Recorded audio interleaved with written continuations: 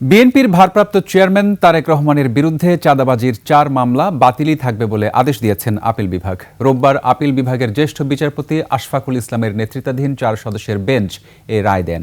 পরে বিএনপির আইন সম্পাদক ব্যারিস্টার কায়সার কামাল জানান, তারেক রহমানের বিরুদ্ধে আরও 18 থেকে 19টি মামলা রয়েছে। শাকেরা আরজুর রিপোর্ট। 2007 সালে বিভিন্ন ব্যক্তি বাদী হয়ে রাজধানীর গুলশান, কাফরুল, শাহবাগ ও ধানমন্ডি থানায় চাঁদাবাজির অভিযোগে তারেক রহমানের বিরুদ্ধে মামলা করেন। এরপর এসব মামলার ভিত্তিতে গ্রেফতার করা হয় তারেক রহমানকে। এরপর একে একে অন্য মামলাতেও গ্রেফতার দেখানো হয় তাকে। গত 23 অক্টোবর প্রথমবার তারেক রহমানের চাঁদাবাজির 4 মামলা বাতিল করে দেন হাইকোর্ট। এ আদেশের বিরুদ্ধে লিপ্ট আপিল করে রাষ্ট্রপক্ষ।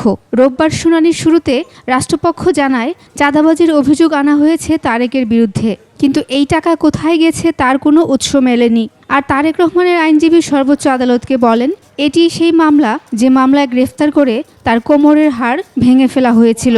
পরে আপিল বিভাগ 4টি মামলাই বাতিল করে দেন। তার যে পিছনের ব্যাকবোন এগুলো ভেঙে ফেলেছিল, এত টর্চার তার উপরে করা হয়েছিল।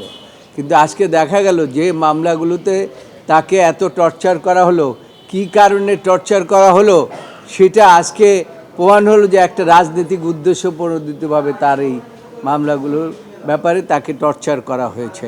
মামলাগুলোর কোনো আইনগত ভিত্তি ছিল না, ইনগ্রেডিয়েন্টস ছিল না, যে কারণেই মামলাগুলো বাতিল করা হয়েছে।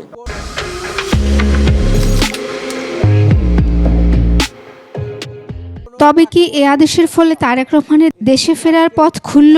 এমন প্রশ্নে আইনজীবী জানান, এই 4 মামলার উপর তারেক রহমানের দেশে ফেরা নির্ভর করছে না। 111 সরকারের প্রায় প্রত্যেকটা মামলায় বাতিল হয়ে গেছে। আর শেখ হাসিনা ওয়াজেদের সময় ওনার বিরুদ্ধে মানহানির মামলা দায়ের করা হয়েছিল 64টা ডিস্ট্রিক্টে। সেই মামলার প্রায় 36টা মামলা ইতিমধ্যে খারিজ হয়ে গেছে।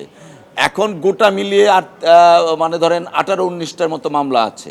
ওনার দেশে আসার বিষয়টা উনি প্রয়োজনীয় পদক্ষেপ যথাসময়ে নেবেন। জামিন নিয়ে 2008 সাল থেকে লন্ডনে আছেন বিএনপির ভারপ্রাপ্ত চেয়ারম্যান তারেক রহমান। শাকেরা আরজু, 21 টেলিভিশন, ঢাকা।